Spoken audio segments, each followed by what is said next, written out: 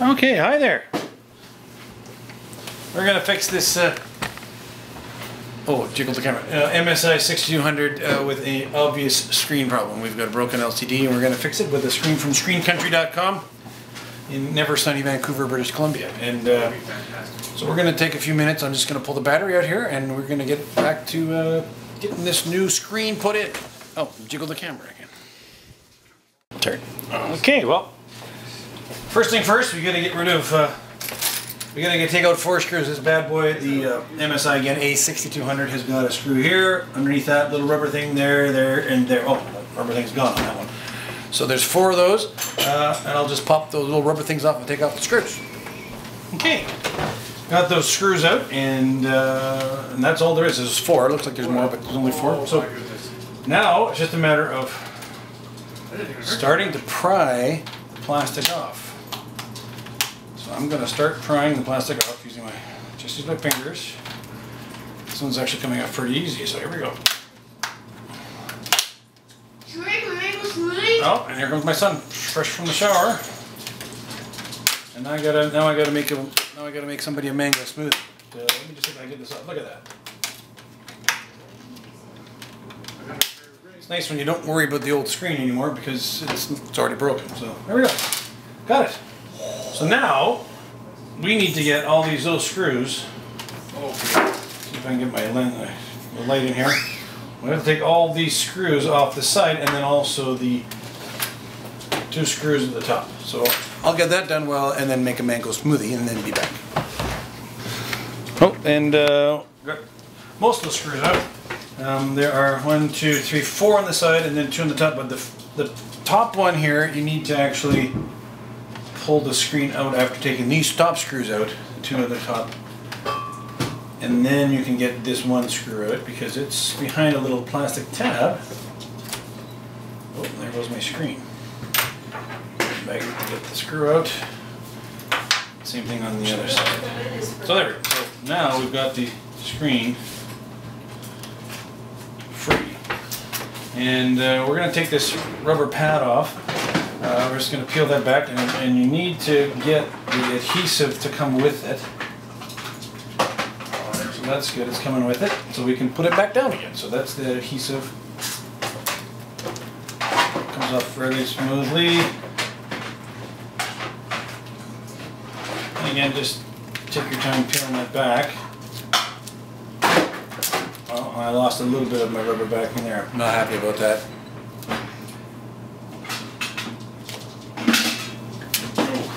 Okay, we will need that. So I'll set it jelly side down here. And I also peeled off, I don't know if you can see that there, I also peeled off the yellow tape that goes on top of the plug.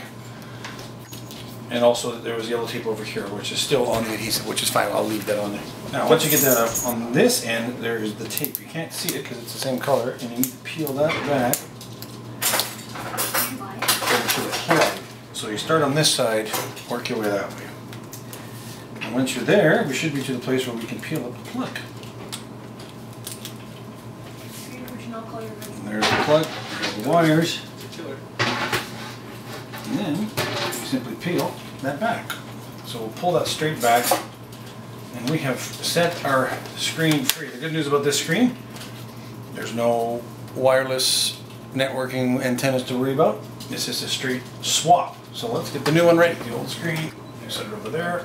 Put the new screen down with the plastic still on the back side, and we'll peel that down so that we can pull the plastic off. And then we repeat the process. So first things first, put the plug back in. This is where I wear my old man glasses. Somebody took my other old man glasses, so I can't find them. Dustin, where are they? Plug in, we'll lay that piece of tape down again,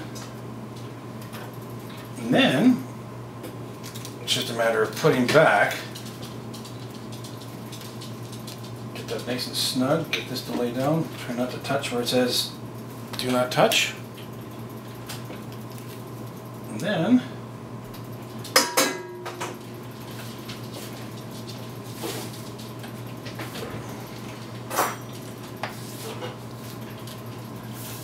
put down our foam rubber again. Good. Which covers up the do not touch area, which of course we don't want to touch. So, let's see if we can fold it back up. Keep my tabs out so I don't lose my tape. Okay, I have laid the screen back in. These side brackets like to grab onto the magnet there for the lid, so I pull those back, lay the screen in, and then I do the top screw on the side first on each side because it's behind the clip. Because now we need to get the bezel back on. Now. I just guess it's a random screen. Lost a little piece. Grab my tape in there.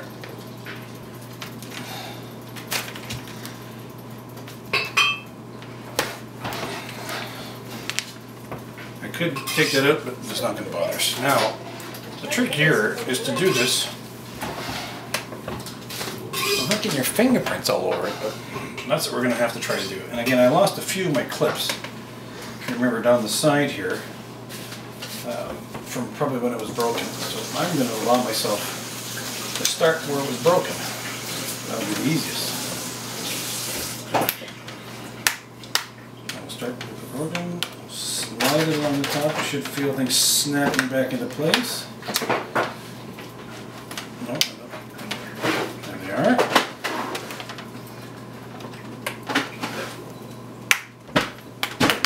There's a little picture on the back. Yeah. Very good. You think that's good? There's a piece of tape that I got trapped in there. And again, I tried to do it without touching the screen, and I think I succeeded. Because we had broken pins over here, we know that it's a little bit loose. I'm just going to double check. Oh, we got fingerprints all over the webcam, but oh well. Looking good. Let's power it up again. Make sure everything's still straight. Good. No lines. No runs, no errors. And now let's put our screws back in. And oh, very good.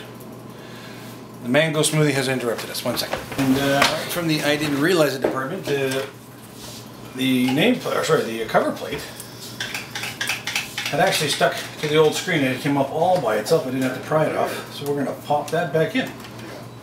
I got great pants. Okay, got it all back together here. Oh, sorry about that.